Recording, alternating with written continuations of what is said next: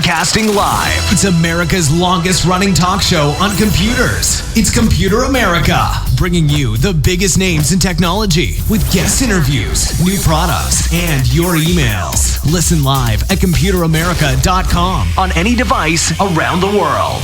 Email the show at live@computeramerica.com or find us on social media.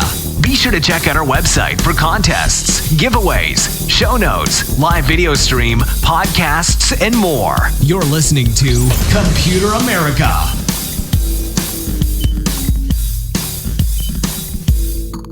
Hello and welcome everyone into the Computer America Show. We are the nation's longest running, nationally syndicated radio talk show on computers and technology. Everyone, welcome into the program. Today on the show, we have computer and technology news, and we have a lot of fun stuff, some hacking things, some new legislation that you should probably know about, especially if you just so happen to be an influencer in Australia. Well, you may have to pay attention. There's that. There's some recent hackings. There's a lot of video game news. And we're going to wrap it up with some helpful tips. But everyone, today's going to be a great show. And of course, we should start out by saying computeramerica.com. That's where you'll find everything, past shows, future shows, everything you need to know about the program. You can find it right there in one place, including, some of our recent podcasts that we will get around to uploading here any minute now. So everyone, go ahead, check it out there while you're there. Social media links, twitch.tv/Computer America. If you want to join us live, ask questions, suggest topics and stories and things of that nature. There's a lot of ways to connect with us, and we highly encourage you to do that always. Now, with that being said, let's go ahead and get started with computer and technology news brought to you by Computer America.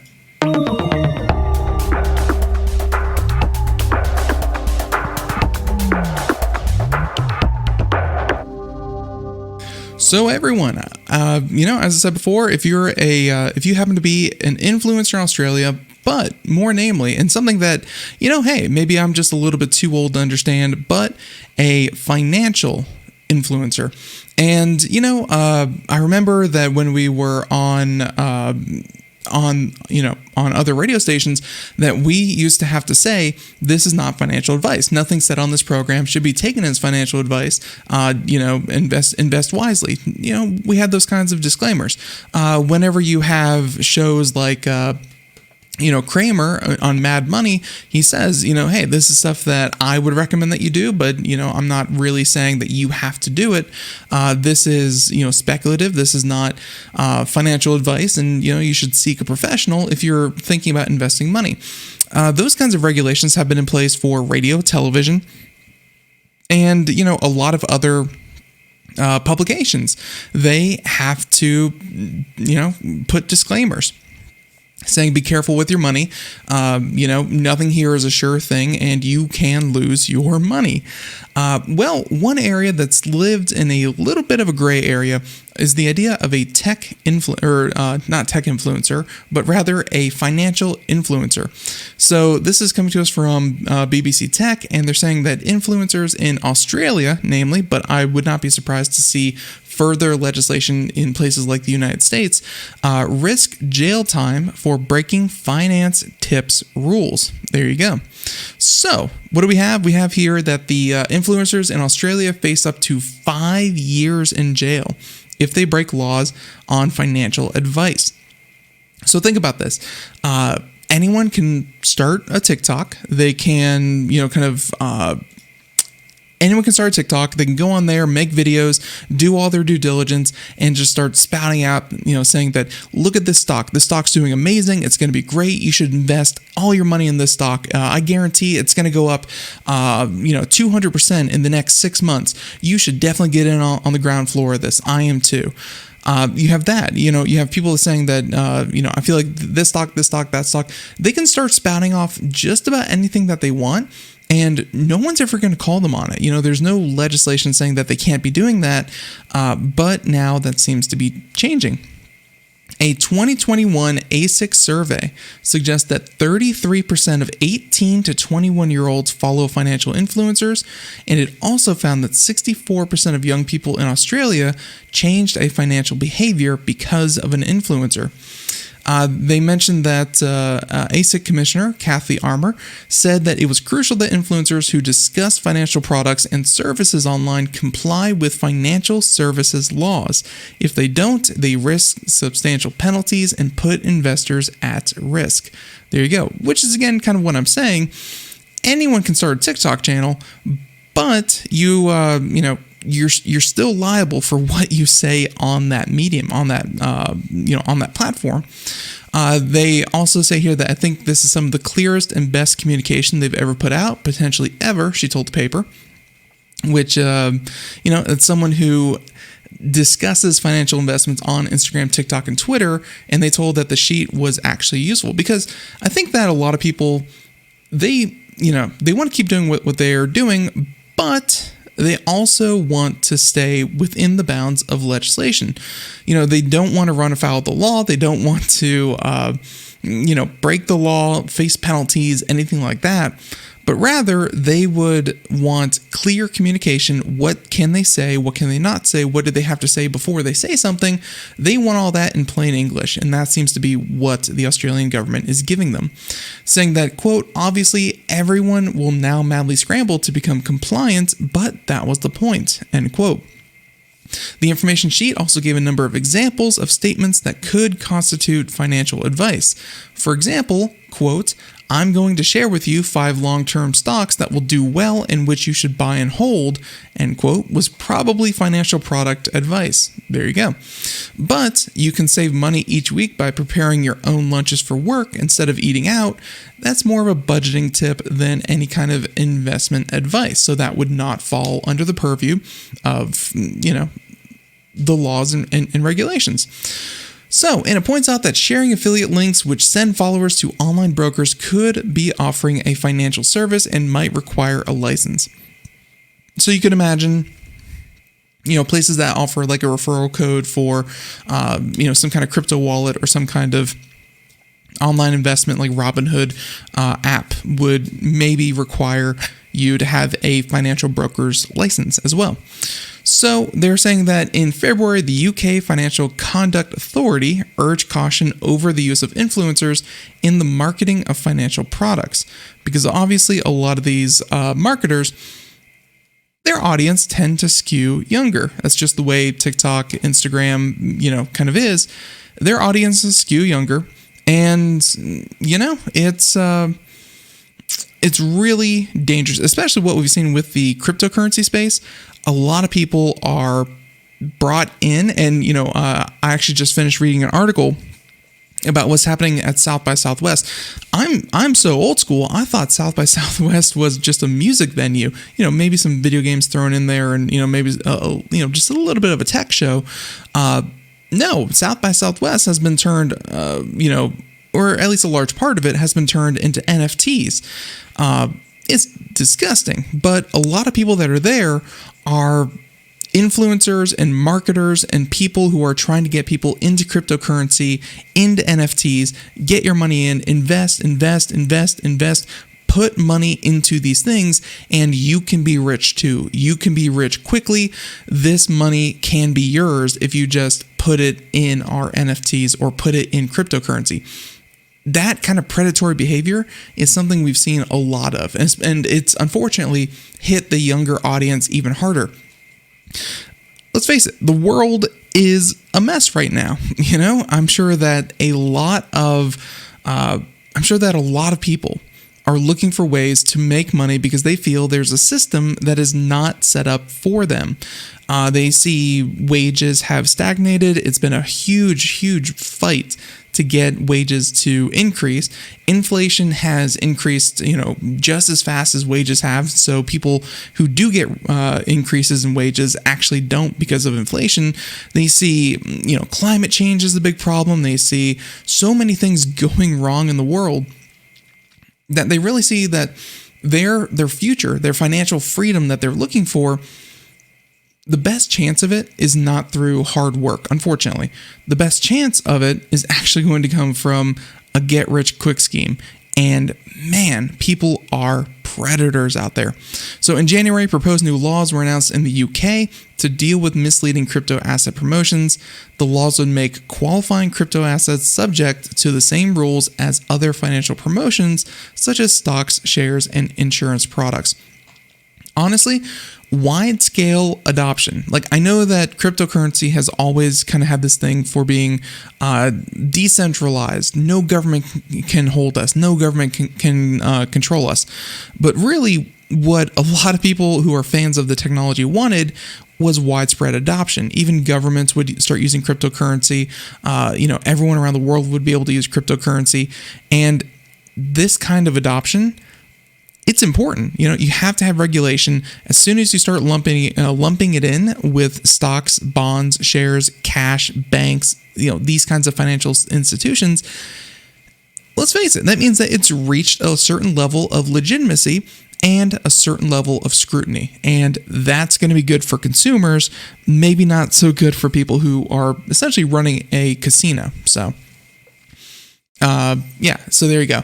And by the way, Rover saying, wonder if they get a kickback for reference. Yes, that's usually the way the influencers work. For every X amount of people that they send to a product and get them to effectively sign up, they usually get people to, they usually get some kind of money back in return. The way the NFTs and in cryptocurrency work, unfortunately, a lot of white papers that I've read, imagine you have a cryptocurrency. And you mint, you create out of thin air, you create 100,000 crypto coins. And in their white paper, they'll say, early adopters, people that buy in, you put in $10,000, you will get 10,000 of these coins, out of these 100,000 coins. 60% of these 100,000 coins are going to go to early adopters and early investors. 20% is going to go to some kind of self-generating, kind of free-flowing market cash that's just going to be kind of in a pot. 10% of 10,000 of those coins are going to be for reserves for, XYZ reason. And 10% of that, a lot of white papers, a lot of cryptocurrency has it in their white paper that 10% of their, cryptocurrency is going to be used for marketing, promoting, advertising, that kind of thing. A lot of them have just built-in money to get other people to buy into their cryptocurrency. It's, exactly. And casino, the house always wins, even more so, especially with things like rug pulls and just straight-up scams. It happens every single day in the crypto space and, of course, the NFT space as well. So the fact that they're looking at influencers, which are not financial advisors, they're not institutions, they're not accredited, anyone can be one. Now it has reached a point where we have to bring this industry further into the light. So it's honestly, if you're a diehard crypto or if you're a diehard, kind of new person to investing, you should like this. This, gives some accountability to people who are giving financial advice. It's not just anyone who wants to do it. There you go. No, there's some accountability for being an online advertiser. At this point, it means that, hey, they can't just straight up lie to your face and steal your money. No, they could face legal repercussions. And that, again, I think is a great thing. So good job, Australia. I don't say that a lot, but good job, Australia. Now, speaking of which, this was a story that we covered a little while ago, and Lupin, it's, very, very popular. It was a very popular cartoon anime back in the day, and, well, it's about a world-class thief. Think James Bond-esque. Well, life imitating art. The French police have charged 7 in Netflix Lupin set heist. There you go. So the French authorities have charged 7 individuals allegedly involved in last month's Lupin robbery. That's according to the BBC. On February 25th, some 20 masked thieves broke into the set of the popular Netflix production while it was filming in a Parisian suburb and stole approximately $330,000 worth of equipment. The perpetrator set off mortar-style fireworks to carry out the heist, but thankfully none of the cast or crew were on the set at the time. There you go. Yep. So police charged 7 individuals with armed robbery as part of an organized gang. French authorities are holding 3 of the accused in custody and the other 4 under judicial review. The youngest of the group, check this out, the youngest of the group is 13 years old. Yikes. Police said that they recovered some of the equipment stolen during the heist and are still searching for everyone involved in the incident. Lupin isn't the only Netflix project to fall victim.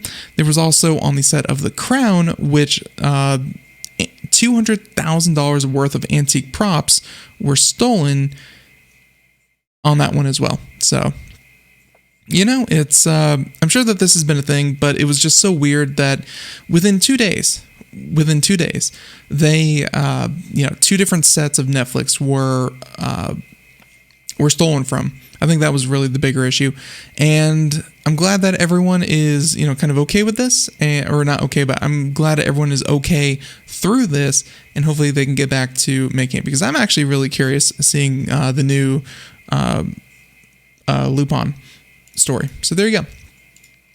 Very, very good that they were actually able to catch them. So speaking of that, hopefully they catch these next folks. So the flow of this is going to be influencers, which was kind of its own little set-aside story, to thieves, to now hackers, and then we're going to hackers and gaming, 2 in 1, and then gaming, and then, we're going to end it up with some good advice. So, check this out. Story number 3. Scottish mental health charity, SAMH, targeted in cyber attack. And this story really, really goes to show that hackers don't... Sometimes there's this romantic view of hackers. They're, when Anonymous came through and they said that they were going to hack Russia, for what's happening in Ukraine. When, hackers release a treasure trove of information, from all these different people. Hackers come in all shapes and sizes and, intentions. And by and large, it's like praising the outlaw in a Western film. You get it, you want someone who's going to go outside, deliver justice, and not have to go through the regular machinations of, of society. But an outlaw's still an outlaw, and sometimes hackers just plain old do bad things. That's just kind of the way it is. So, no, not a stay-at-home mom. SAMH, which is the Scottish mental health charity, says that it was the victim of a sophisticated and criminal cyber attack, and this is the Scottish Association for Mental Health. Charity Chief Executive Billy Watson said staff were devastated by the attack. He said they were trying to keep support services running, saying, quote, "It is difficult to understand why anyone would deliberately try to disrupt the work of an organization that is relied on by people at their most vulnerable. Our priority is to continue to do everything we can to deliver our vital services. My thanks to our staff team who, under difficult circumstances, are finding ways to keep our support services running and ensure that they support experience as little disruption as possible." So they work with adults and young people across Scotland, providing mental health support in locations including primary care, schools, and further education. Police said that the attack on the Glasgow-based charity happened last Thursday, and they're still at an early stage, so they're not exactly sure what happened. But it added that its national phone lines have been affected. The cyber attack was confirmed in a second post on its website today. Mr. Watson said that we are working closely with various agencies. This is an active investigation, and it comes just over a year after Scotland's environmental watchdog, SEPA, was targeted in a cyber attack on Christmas Eve 2020. So, I mean, it really sucks But it goes to show why, you ask the question, why do hackers hack, why do hackers hack oil pipelines? Why do they hack schools? Why do they hack local government? Why do they hack charities? Why do they hack really anything? And the answer is, it doesn't matter how much money or revenue is actually flowing through these things. It's about the size and scope of these systems. And, something that is really used and utilized by tons of people across Scotland, hey, that's big enough to disrupt and big enough to, kind of poke and prod and see if it's worth getting into. So shame on them, obviously, but at this point, it's really easy and safe to say they have no shame. They have no shame when it comes to that particular issue. So I hope they get everything back up and running, and really, it's just awful. So speaking of hackers and going to hackers with video games, shame on these guys too, but at least this one's kind of funny. Hackers are corrupting the save file of Elden Ring players on PC. Check this out. Saying that, and actually we can mute the tab, and yeah, someone can actually show what it looks like right here. So they're saying that Elden Ring PSA for PC players, there's an exploit going on PC where hackers will corrupt your save file while you're being invaded. First, they will crash your game, and when you open it back up, your character will be constantly falling to their death. There you go. And you can see an example of it there. It's pretty funny. If you're playing through Elden Ring PC, you may want to disable the game's online functionality for the time being. And they mentioned that some malicious individuals have found a hack that can send PC players into an endless death loop. That's a pretty bad one. You can see the exploit in action, and yep, we just saw the video. A hacker will invade the game and use a specific ability that forces Elden Ring to crash. Not by design, by the way, just something that happens to cause it to crash. When you reload your save, your character will repeatedly fall to their death. Elden Ring is a big game, and some players have reported losing as much as 100 hours of gameplay in this way. And yeah, if your character is stuck in an endless death loop, not really much you can do. It's that's really just the end of it. You have to restart from scratch, and a lot of people have lost 100 plus hours. Now, they said that if all of this sounds familiar, it's because From Software was recently forced to disable Dark Souls 3 multiplayer after a hacker identified a vulnerability within the game that allowed them to execute code remotely. Although I think that was more for compromising people's IP addresses. So they have yet to comment on the exploit. We'll update this article when they say something on the matter. In the meantime, it's best to just play offline. They said in the worst case scenario, it's possible to salvage a save, but the process isn't easy. You need to press Alt F4 before your character dies, then quickly fast travel to a site of grace when you reload the game. So it's very, very... so it's not impossible, but very difficult depending on the circumstances. But still, it's a pretty bad exploit right there. That is why storage save to PC better than online save. So that's kind of the thing, is that it is saved on your PC.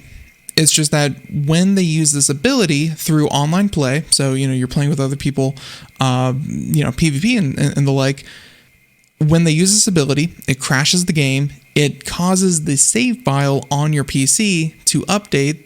This is the last point that the player played. Reload the game from this point.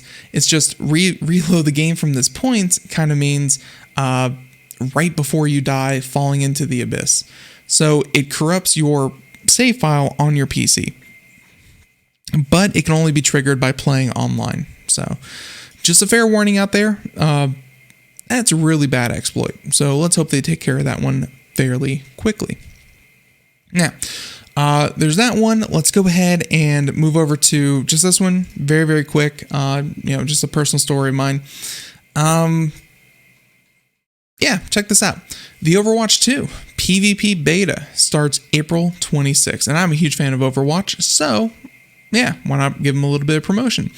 They're saying that Blizzard Entertainment has finally announced a specific launch date for the Overwatch 2 PvP beta on PC, which will be April 26th. The game company previously revealed that the beta for the sequel's 5-on-5 PvP mode will go live in late April. Now you can mark your 26 on your calendar and block out the weekend to play the matches. In addition to 5-on-5 battles, the Overwatch PvP is 6-on-6. The beta comes with 4 fresh maps, new push mode, and redesigned heroes. In fact, one of those heroes is getting more than just a stats ability upgrade or a model makeover. And that is, if you play the game, you can see the character, Doomfist there, is actually, Doomfist is becoming a tank. Before, he was kind of like this weird, very beefy, very shieldy, backline diver, kind of assassin kind of thing. And it looks like they're changing him up a little bit to be a tank. I'm sure just a disruption tank, kind of like Winston. Blizzard has been testing the role of changed Doomfist since last year. Hero lead designer Jeff Goodman revealed. And back then, Goodman explained that the character's kit is full of crowd control effects and mobility that makes him difficult to tune and balance as a damage hero. He'll be able to keep those properties as a tank, though he'll obviously lose some damage and gain some defense points. And on top of that, I don't know how well that's going to work, because one of the new changes with Overwatch 2 is that you get one tank. Hopefully to speed up the matches, things aren't going to be as slow or shieldy as they are currently. And I definitely have to see what happens. But by and large, the point is April 26th, mark your calendars. New Overwatch 2. At least the private beta starts. So there you have it. Okay, so there's that story. One more, and then some tips from one of our listeners, but we're going to end with this one, and this one's also full of question marks. Check this out. Nintendo.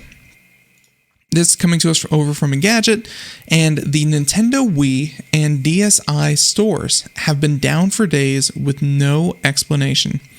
Nintendo stopped selling DSi and Wii games in 2017 and 2019 respectively, but it continued to allow users to download games they already own.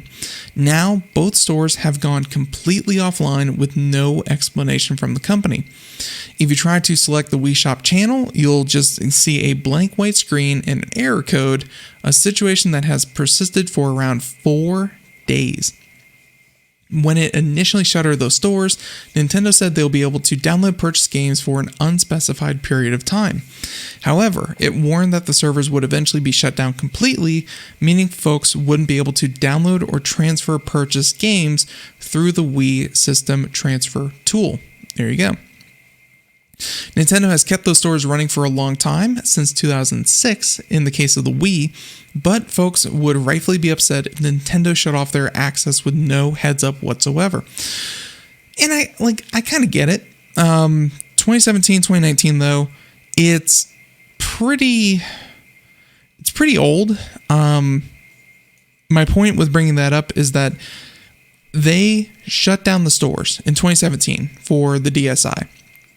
It told users, you have to download the games that you've already purchased and use the Wii System Transfer tool to transfer those games onto another store that you could, kind of say, hey, I own these games.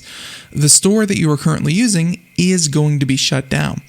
Now, it's a bit of a bad move to do it randomly, out of nowhere.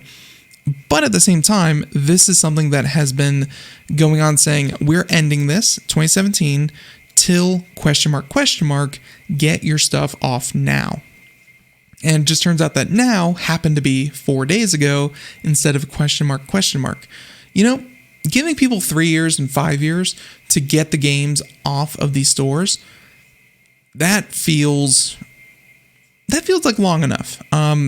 Obviously, the end date could have been a little bit better communicated, and if this is actually what happened, but yeah, and I'm sure that they could, restore the servers if they needed to. But yeah, the servers do appear to still be up though, as some folks have found that they can use third-party tools like NUS Downloader to access games. Sony was recently forced to backtrack on a decision to close PS3 and Vita stores after a consumer backlash.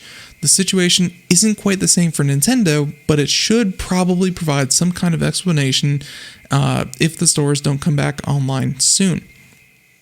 So, yeah, I think that it's, very crappy if they did it like this, but also should not be a surprise to anyone. So, it seems like, again, NUS Downloader was a third-party service that you could use to potentially access the games, but I'm sure even that's not a sure thing. The last thing we're going to do, we're going to go ahead and wrap up today's show with a series of helpful tips from one of our listeners. And check this out. If you happen to be the victim of many, many spam texts or calls, well, spam texts in the form of donation requests, sales notifications, marketing notices, and scams, among others, have been on the rise. Last year, Americans received more than 87.8 billion spam text messages, a 52% increase over 2020. Check that out. Scam texts can be especially problematic because obviously, just one has to hit you right. If you use a specific bank, you receive a text message posing as that bank, you notice some suspicious transaction, it just happens to hit you on the right day at the right time with, maybe you hadn't had your coffee and everything just kind of lines up just enough in your head. You click a link, next thing you know, bam, you're in trouble. So occasionally scammers will get lucky and tap into something that's happening in your life and makes that message seem real, as I was saying. Now, here's some things that you can do to mitigate the chances of this happening, and this coming to us from Techlicious.com. We'll have a link to it in the show notes. And yeah, 5 tips. Number 1, don't respond to spam text. Don't confirm that you're here. If they say respond no or stop receiving these messages, do not respond stop. Do not respond stop messaging me. Do not respond to anything, because any kind of validation that this number is a person, they resell it and say that, hey, this number, actually a person. This is going to be great. Other people should contact them for spams. So don't, and this, again, a lot of this goes for phone calls as well. Don't answer spam calls. Don't answer spam text. 2, don't open links in text unless you're 100% certain of the sender. And just like any other computer, a phone can easily be hacked with malware. It can have a keylogger. It can have so much that can go wrong and compromise all of your apps, all of your information, and maybe even worse, all of your contacts and all of their trust that they could have there as well. So be careful with that. So don't open links. Number 3, report spam texts. Don't just ignore them, but flag them as spam. Apple does a really good job of trying to catch these things before it actually happens. Trying to flag suspicious users. Apps like RoboKiller are trying to do their part as well. It's, this is more like a civil service that you could, do yourself. And a lot of people don't. I don't blame them. We're busy. We just want to ignore it and move on with our lives. But if you find the time, if you find it deep in your heart to report them, that helps everyone and it goes a long way. So that's number 3, report the spam text. Number 4, turn on spam text filtering, which essentially means if a call, or I should say a text, if a text is coming in from an area code that you don't know, it will send it to the spam folder. If you receive a call from or a text from a number that you normally don't receive text from and it contains a link, it will be sent to a spam filter. If you receive a text from a number that's not verified on the carrier side, it will go to the spam filter. little things like that can just make your headache go away. Before it even becomes a problem, this is usually in Android, this is usually in iOS, and if it's not, you can even download third-party programs and apps that will do this for you automatically. So think about those as well.